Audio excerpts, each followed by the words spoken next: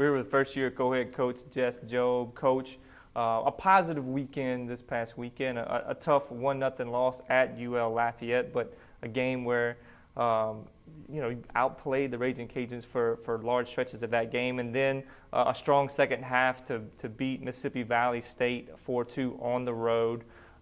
Just what are some of the things out of this weekend that you can carry forward?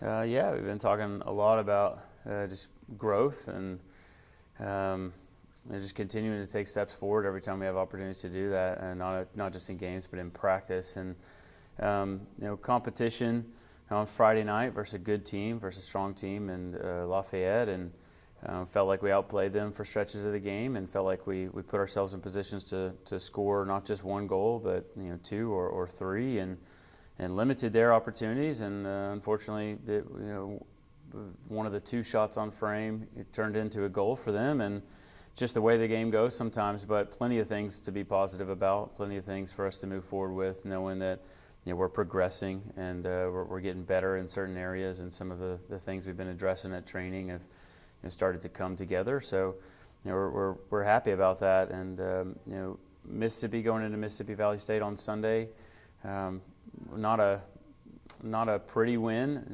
but we need that experience, grinding it out on the road in tough environments versus tough physical teams who make things difficult for us. And in the end, we were able to put a few things together in that second half, and turned out to be the better team and get our win and get back home. So lots to be happy about, lots to continue moving forward with. So yeah, we're just trying to make use of all those opportunities. You're 2-2 through your first 4 games. 3 of those first 4 have been on the road. This is a team that has 13 freshmen. What kind of mentality have they been able to develop to win 2 out of their 3 games on the road? And honestly, you played pretty well at home in the opener against UTSA as well. Yeah, I think the getting on the road early in the season is a good experience for us. Good experience for our young players to kind of see how we're going to do things, and what a typical road trip is going to be. So that's good to get some of that out of the way. And I think they've done a tremendous job of coming together and buying into the things that we've asked them to.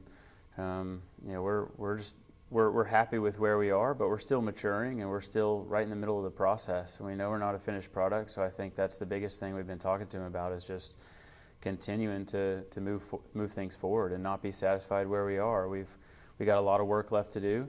Now we've got games still to prepare before we head into conference play, and we're about to enter into a 5-game home stretch. So we're excited about that. Excited to be back in front of our home fans, and make use of those opportunities to play at home and continue to move forward. And but yeah, I think the biggest thing is we've had specific things we've asked of them, as far as in training and areas we want to work at, and then we go into the games and we're seeing it come together, and we're seeing them put things together, and we're starting to see a few things click, and they're still getting to know one another. So we're starting to see some connections take shape, and some players in positions, starting to look a little more comfortable there, and starting to just earn the right to some ownership in some of those areas. So I think we asked them to be together. We talked about how we're going to be intentional being together and making this a group effort.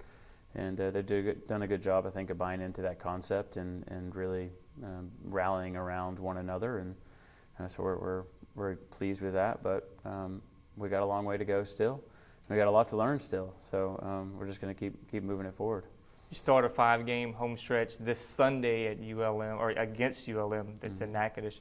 To have only a 1-game week after your first 2 weeks having 2 games each, does it allow you to kind of dig a little deeper into, let's digest what happened these first 4 games, let's maybe solidify our roles a little bit more? What does that allow you to do, to have 1 game with it being at home? Yeah, I think it's coming at a great time for us. We've had 4 games now, 4 competitive matches, and we're able to take a look back and see. We'll look at a lot of film probably from all of those games, and try and narrow down some things in some areas we need to be a little bit better at, and maybe tactically, maybe within our system, figure out continue to define the type of team we want to play and our style and the way that we play. And having that Friday off gives us a lot of time to do that in our progression through the week. So from a periodization standpoint, we're able to push a little bit harder here the early part of the week. We'll have a good practice tomorrow when we get back, and